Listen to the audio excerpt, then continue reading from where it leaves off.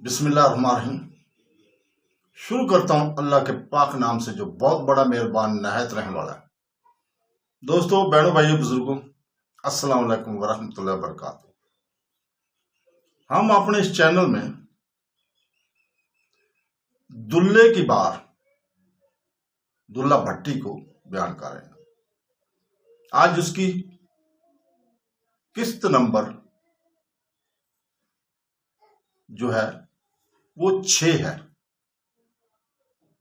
تو دوستو، جنگ عظیم اول میں بھٹیوں کی انگریزوں نے مدد کی تھی۔ اسی زمانہ میں پہلی جنگ عظیم کا آغاز ہو گیا تھا اور اس میں برطانیہ اور اس کی اتحادی قوتیں ایک طرف تھی تو دوسری طرف اٹلی، جرمنی اور مسلمان ملک ترکی تھا۔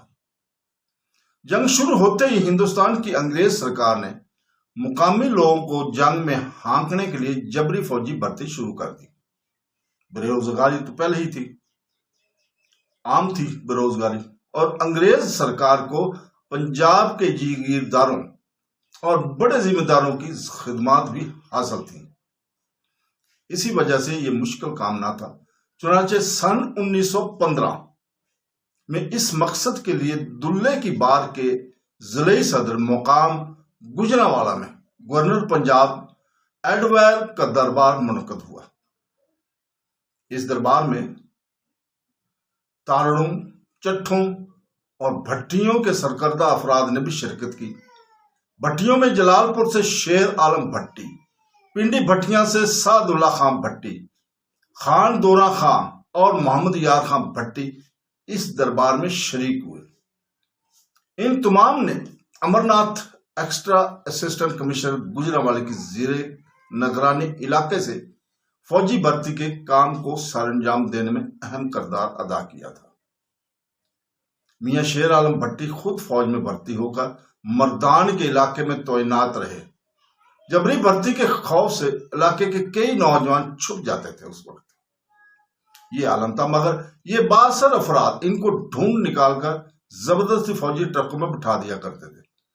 جنگ کے دوران انگریزی حکومت نے سرمایہ کی فراہمی کے لیے کئی اقدامات کیے۔ چنانچہ اسی غرض سے جلال پور بھٹیاں کی پختہ فصیل کو سرکاری طور پر فروخت کر کے رقم حاصل کی گئی۔ یہی وجہ کہ آج جلال پور بھٹیاں کے تقریباً نصف مکان اسی فصیل کی چھوٹی نانک شاہی اینٹوں کی تعمیر کرتا ہے۔ دیگر فنڈز میں جلال پور بھٹیاں کے کھتریوں اور پنڈی بھٹیاں کے اروزوں اور کالروں نے بھی وافر قوم رقوم جمع کرائے۔ انگریزی حکومت کی سن 1922 کی تباہ کردہ رپورٹ بعنوان پنجاب اور جنگ کے مطابق جنگ عظیم اول کے دوران خدمات کے عوض محمد یار بھٹی کو پنڈی بھٹیاں میں 5 مربع، جلال پور بھٹیاں کے مراد بخش بھٹی کو 5 مربع، خان دوران خان بھٹی کو سانگلہ میں 7 مربع، حافظ آباد کے محمد وزیر خان کو 5 مربع اور وڑی کے میں چودھری فضل اللہ تارڑ کو 5 مربع زمین الاٹ کی گئی تھی۔ ابھی جنگ جاری ہی تھی کہ پنجاب میں انقلابی سرگرمیاں اپنے عروج پر پہنچی ہوئی تھیں۔ ان کے سدباب کے لیے انگریزی حکومت نے مارچ سن 1919 میں بدنام زمانہ رولٹ ایکٹ پاس کیا، جس کے تحت کسی بھی شخص کو گرفتار کرنے اور اسے سزا دینے کے وسیع ظالمانہ اختیارات انتظامیہ کے پاس آ گئے تھے۔ اس ایکٹ کے خلاف پورے ہندوستان میں سخت احتجاج ہوا۔ اسی احتجاج کے نتیجے میں امرتسر میں سانحہ جلیانوالہ باغ رونما ہوا تھا۔ اس سانحہ کا پنجاب بھر میں بڑا رد عمل ہوا اور جگہ جگہ ہر جگہ فسادات پھوٹ پڑے۔ گوجرانوالہ، وزیر آباد، اکال گڑھ، علی پور، چوڑکانہ، سانگلہ حل، مڑ بلوچاں اور حافظ آباد جہاں ریلوے اسٹیشن تھے، وہاں مظاہرین نے بڑے ہنگامے کھڑے کیے۔ 14 اپریل 1919 جب بیساکھی کا تہوار تھا، حافظ آباد ریلوے اسٹیشن پر ہنگامہ ہو گیا۔ اسی دوران لائل پور سے ایک گاڑی آئی۔ لائل پور جو کہ اب فیصل آباد کہلاتا ہے، وہاں سے گاڑی آئی تو ہجوم نے اسے روک دیا۔ اس میں ایک لیفٹیننٹ ٹائم اپنے 7 سالہ بچے کے ہمراہ سفر کر رہا تھا. لوگ اسے دیکھ کر دیوانہ ہو گئے. عین ممکن تھا کہ یہ انگریز جان سے ہاتھ دھو بیٹھتا کہ وہ گاڑی کے طہارت خانے میں چھپ گیا اور غچہ دے کر پچھلے دروازے سے ڈرائیور تک پہنچا اور بغیر سگنل دیے گاڑی چلوا دی. جب یہ خبر حافظ آباد کے رہنماؤں ڈاکٹر امریک سنگھ، لالا رام سائے، لالا بہاری لال، سردار میوا سنگھ اور دیوان سنگھ مفتون وغیرہ کو پہنچی تو وہ مشتعل و ہجوم کو سمجھانے کے لیے آئے، مگر لوگ ان کی کوئی بات سننے کے لیے تیار نہ تھے. انہوں نے ریلوے لائن اکھاڑ دی، تاریں کاٹ دیں، تحصیل، ڈاک خانہ اور ریلوے اسٹیشن کی عمارتوں کو تہ و بالا کر دیا. شکست در یکست کا یہ سلسلہ رات گئے تک جاری رہا. بالآخر انتظامیہ نے فوج طلب کی. ڈپٹی کمشنر گوجرانوالا 22 اپریل کو خود حافظ آباد آیا اور حکم دیا کہ جو شخص اپنے سر پر پگڑی باندھتا ہو وہ صبح 7 بجے تحصیل کے ساتھ ملحق میدان میں جمع ہو جائے، اور جو شخص دیدہ دنستہ نہیں آئے گا یا بیماری کا بہانہ بنائے گا اسے گولی مار دی جائے گی. یہ فرنگی ظلم و استبداد کی ابتدا تھی اور انتہا قید و بند کی صورتوں اور سزائے موت کی سزاؤں تک جا پہنچے. 19 افراد پر مقدمہ چلایا گیا. منگل سنگھ گجراتی کو سزائے موت اور کیسر میل اور کرم چند کو قید کی سزائیں سنائی گئی. اسی دوران حالات کو مد نظر رکھنے کے لیے، کنٹرول کرنے کے لیے کرنل اوبرائن جلال پور اور پنڈی بھٹیاں بھی آیا اور حفاظتی اقدامات کے طور پر یہاں کی پولیس نفری میں اضافہ کر دیا. مگر یہاں کوئی ناخوشگوار واقعہ رونما نہیں ہوا. جنگ کے اختتام پر جب برطانیہ کو فتح حاصل ہو گئی تو اسے ترکی کے خلافت کے علاقوں کو تقسیم کرنا شروع کر دیا. اس پر برِ صغیر کے مسلمانوں کو تشویش لاحق ہوئی کہ ترکی کے ٹکڑے کرنے کے علاوہ ان کے متبرک مقامات کو نقصانات نہ پہنچایا جائے.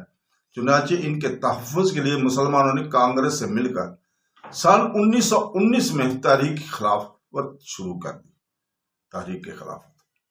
اس دوران ولایتی مال کا بائیکاٹ کیا گیا اور انگریزوں کے خلاف مظاہرے کیے گئے. شروع میں بار کے علاقے میں، عبداللہ بھٹی کی بار کے علاقے میں اس تحریک کے حوالے سے کوئی سرگرمی نظر نہ آئی، مگر بعد میں جب مولانا محمد علی جوہر کی والدہ بی اماں پنجاب کے دورے کے دوران چنیوٹ پہنچے اور وہاں مولانا ذاکر حسین جامعہ محمدی شریف نے تحریک کے سلسلے میں مظاہروں کا آغاز کیا تو ان کے اثرات یہاں بھی پہنچے.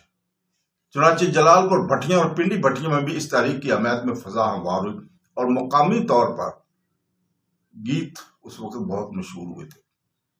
انگریزی مال کے بائیکاٹ کی وجہ سے بار کے علاقے کے ہر گھر میں چرخہ رواج پا گیا تھا اور اس سے مقامی صنعت کو بڑا فروغ حاصل ہوا تھا. اسی دوران ان کے جب پورے ملک میں انتشار اور افراتفری پھیلی ہوئی تھی تو اصلاحات یعنی قانونی حکومت تھے ہند 1919 کا نفاذ عمل میں لایا گیا. اس قانون کے تحت 94 رکنی پنجاب کونسل تشکیل دی گئی. اس میں 71 اراکین کو انتخاب عوام کے ووٹوں سے ہونا تھا. ان میں سے 35 مسلمان نشستیں تھیں. پنڈی بھٹیاں جلال پور کالے کی، وزیر آباد، رسول پور تارڑ، سکھے کی اور حافظ آباد کے علاقے دیہاتی علاقے میں شامل کیے گئے تھے. یہ ایک بڑا وسیع حلقہ تھا. ہر وہ شخص جو زمین کا مالک تھا یا اس پر کاشت کرتا تھا، خواہ اس کا رقبہ کتنا ہی مختصر کیوں نہ ہو، ووٹ کا حق رکھتا تھا. کاشتکار اور ذمہ داروں دونوں کے ووٹ مساوی تھے، یعنی اوسطاً 5 ایکڑ، لہذا ووٹر کثیر تعداد میں نکل آئے تھے. اس حلقہ میں جس میں موجودہ ضلع حافظ آباد کا تقریباً پورا علاقہ شامل تھا، مسلمان ووٹرز کی کل تعداد 7,730 تھی. تمام فوجیوں اور سابق فوجیوں کو ووٹ دینے کا حق تھا اور اس طرح وہ تمام لوگ بھی ووٹ دینے کے مجاز تھے جن کے اپنے مکانات تھے اور ان کا 2 روپے ماہانہ کرایہ تھا. عورتوں کو البتہ ووٹ ڈالنے کی اجازت نہ دی گئی تھی.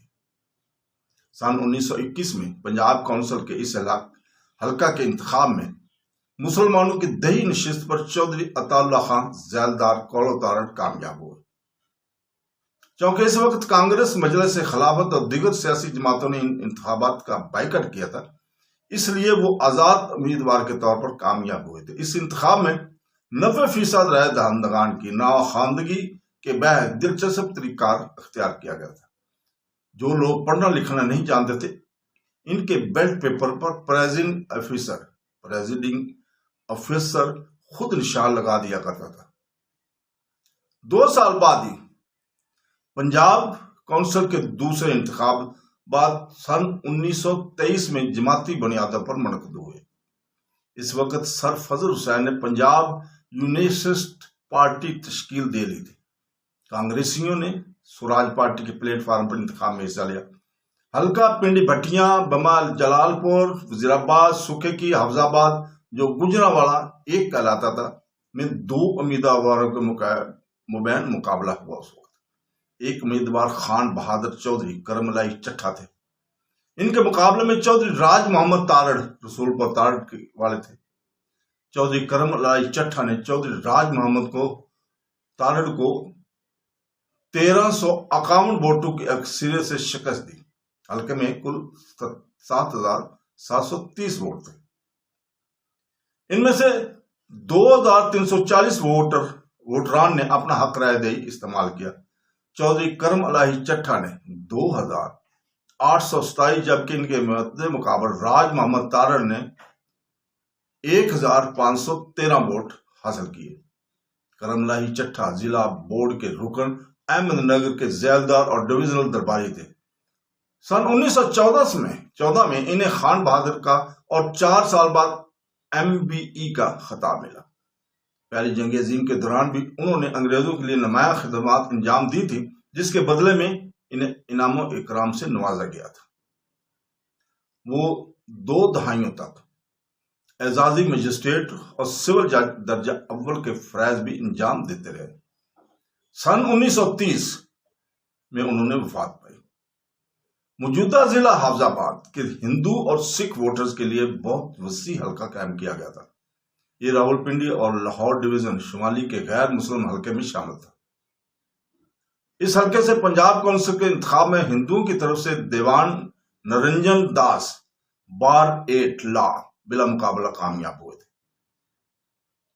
سکھوں کا حلقہ جس میں پنڈی بھٹیاں، جلال پور، حفظ آباد وغیرہ شامل تھے، راولپنڈی ڈویژن اور گجرانوالا ضلع پر مشتمل تھا۔ اس حلقے سے سن 1923 میں رائے صاحب ہرنام سنگھ راولپنڈی، سردار نارائن سنگھ وکیل گجرانوالا اور سردار سندر سنگھ منڈیالہ وڈائچ گجرانوالا امیدوار تھے۔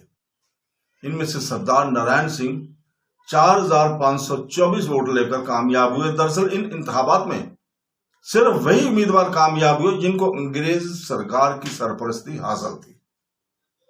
یہ سب کے سب جاگیردار اور انگریز سرکار کے خدمت گزار تھے۔ اب آتے ہیں 1925 میں سمال ٹاؤن کمیٹی پنڈ بٹیاں کے انتخابات ہوئے تو میاں سعد اللہ خان، اشیر داس پہوا، کندن لال کمت رائے اور ڈاکٹر کرم چند اس کے رکن منتخب ہوئے۔ اور 1926 پنجاب کونسل کے الیکشن میں 1919 کے ایکٹ کے تحت پنجاب کونسل کے تیسرے انتخابات 1926 میں منتخب ہوئے۔ ضلع گجرانوالے کے دیہی نشست موجودہ ضلع حفظ آباد مشمول پنڈی بھٹیاں پر چودھری علی احمد چٹھا کامیاب ہوئے۔ ان کے خاندان نے سکھوں کے خلاف جنگ میں انگریزوں کا بھرپور ساتھ دیا تھا اور خود انہوں نے پہلی جنگ عظیم میں فوجی بھرتی کے سلسلے میں ان کے لیے اہم خدمات سارے انجام دی تھی۔ سکھ نشست پر اس حلقے سے بھائی نارائن سنگھ وکیل کامیاب ہوئے۔ وہ 1933 کے الیکشن میں بھی اس نشست پر کامیاب ہوئے تھے۔ ہندوؤں کی نشست پر اس حلقے سے مسٹر لب سنگھ باریٹ لا نے کامیابی حاصل کی تھی۔ سن 1925 میں small town committee Pindi Bhattian کا درجہ بڑھا کر اسے ٹاؤن کمیٹی بنا دیا گیا تھا۔ 1928 میں اس کے انتخابات ہوئے تو میاں عطا محمد بھٹی، میاں الا یار، میاں سعد اللہ، تلسی داس کالڑا، لالا تلسی داس پاہوا اور ڈاکٹر گمت رائے ممبر بنے۔ مذکورہ قانون کے تحت پنجاب کونسل کے آخری انتخابات 1930 میں ہوئے۔ یونسٹ پارٹی، نیشنل پروگریسو پارٹی، مسلم لیگ اور دیگر جماعتوں نے ان میں اپنے اپنے امیدوار کھڑے کیے۔ دیہی حلقے گجرانوالہ پورا ضلع حفظ آباد بشمول وزیر آباد کی مسلم نشست پر 2 امیدواروں کے درمیان مقابلہ ہوا۔ یونسٹ پارٹی کے امیدوار خان بہادر چودھری ریاست علی پور چٹھا نے مخالف امیدوار کو ہرا کر کامیابی حاصل کی۔ انہیں پنڈی بھٹیاں کے بھٹیوں اور دیگر بااثر مسلمان خاندانوں کی مکمل حمایت حاصل تھی۔ اس وقت اس حلقہ سے کل مسلم ووٹرز کی تعداد 9128 تھی اور ان میں صرف 887 رائے دہندگان نے اپنے حق رائے دہی کا استعمال کیا تھا۔ اس طرح اس حلقے سے صرف 9% مسلم ووٹرز نے عملی طور پر ووٹ کے عمل میں حصہ لیا تھا۔ یہ تناسب پورے پنجاب کے تمام حلقوں کے مقابلے میں سب سے کم تھا۔ چودھری ریاست علی پور چٹھا والے اس حلقہ سے 1923 میں منتخب ہونے والے رکن اسمبلی کے چچا زاد بھائی غلام قادر 1924 کے بعد وہ کئی مرتبہ گجرانوالہ میونسپلٹی کے رکن رہے۔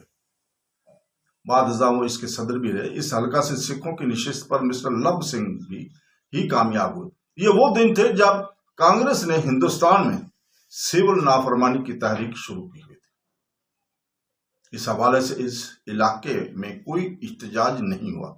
صرف ضلعی انتظامیہ کی طرف سے چودھری غلام مصطفیٰ بریسٹر گجرانوالہ کا تحریر کردہ ایک پمفلٹ بعنوان تاریخ سول نافرمانی کی تاریخ میں طلبہ کو کیا کرنا چاہیے یہاں کے تعلیمی اداروں میں تقسیم کیا گیا تھا۔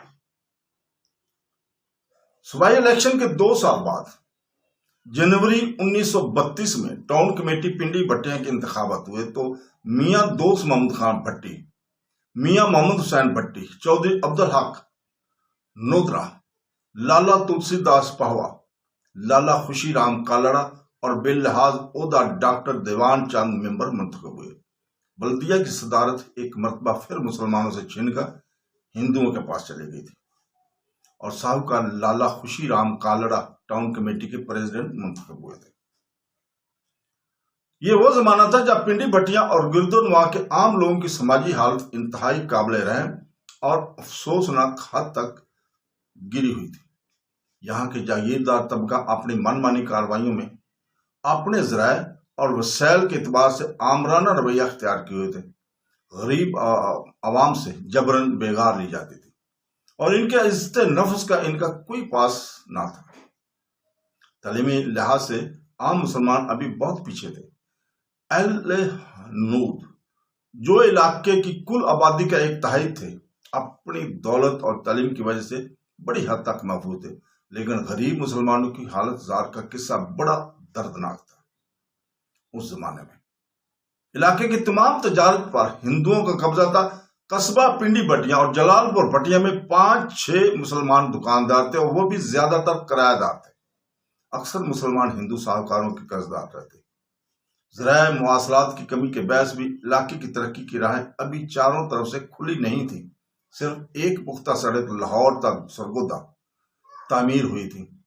ٹرانسپورٹ کے شعبے میں بھی ہندوؤں کی اجارہ داری قائم تھی۔ اس دوران ایک مقامی مسلمان محمد بخش ڈیرا نے 4000 روپے میں خرید کر بس چلائی، مگر کچھ عرصہ بعد یہ بند ہو گئی تھی۔ لاہور جاتے ہوئے سکھیکی کے قریب نہر کے پل پر اس کے آگے بیٹھا ہوا ایک شخص اس کے ٹائر کے نیچے آ کر مر گیا تھا۔ اس وقت بسوں میں بیٹری کے ذریعے روشنی کرنے کا بندوبست نہیں ہوا کرتا تھا۔ اس شخص کے مرنے کے بعد یہ بس چلنی بند ہوگی۔ بعد ازاں ایک اور مسلمان شیخ لال حسین دوہاون نے بھی ٹرانسپورٹ شروع کی، لیکن یہ بھی زیادہ دیر نہ چل سکی۔ پھر ہندو ٹرانسپورٹر ہی اس شعبہ میں چھائے رہے۔ سرداری لال یہاں کا مشہور ٹرانسپورٹر تھا۔ یہاں یہ بات بڑی دلچسپ ہوگی کہ اس وقت کے ٹائر بڑے سخت اور بغیر ٹیوب کے ہوتے تھے اور اکثر سڑکیں غیر پختہ تھی۔ چنانچہ دوران سفر بس اتنی اچھلتی کودتی تھی کہ مسافروں کا برا حال ہو جاتا تھا۔ بعض اوقات تو ان کے سر بس کے چھت سے ٹکرا کر پھٹ جایا کرتے تھے۔ चुनाचे सरकारी डिस्पेंसर की ये ड्यूटी होती थी कि जब कोई बस अड्डे पर आकर रुके तो वो फौरी तौर पर इब्तदाई तिब्बी इमदाद का सामान लेकर वहां पहुंच जाया करे। और जिन मुसाफिरों की सर बस की छत से टकरा कर जख्मी हो जाते, इनकी मरहम पट्टी करता ये सिलसिला इस वक्त तक जारी रहा जब तक टायर में ट्यूब ना आ गई और सड़कें पुख्ता ना होगी। इस वक्त तक पिंडी भट्टियां का लाहौर 8 आने किराया हुआ करता था और 1.25 रुपए में कुल गाड़ी मिल जाती थी। इस जमाने में इलाके के फिरका बनाना सूरत की तरफ नजर की जाए तो यहाँ आर्या समाजियों की इंतहाई पसंदाना सरगर्मियां वक्तन फक्तन जारी थी। सन 1925 के करीब जलालपुर भट्टिया में हिंदुओं के कुछ मबलगों ने आकर सिद्धार्थ प्रकाश की तबलीग की। इस किताब में चूंकि मुसलमानों और इस्लाम के खिलाफ जहर उगला गया था, इसलिए इसके खिलाफ यहाँ के मुसलमानों में रद्द अमल पैदा हो गया। पिंडी भट्टिया में भी कुछ इस नवेद की सरगर्मियां होती रही। इन तमाम हालात की अक्कासी मुकामी शायर शेख मोहम्मद असगर मंशा मरहूम ने अपनी मशहूर नज़म वजूद मसूद में की थी। तो दोस्तों यहीं पे हम रुकते हैं, अगली किस्त में हम यहीं से शुरू करेंगे। अल्लाह हाफ़िज़।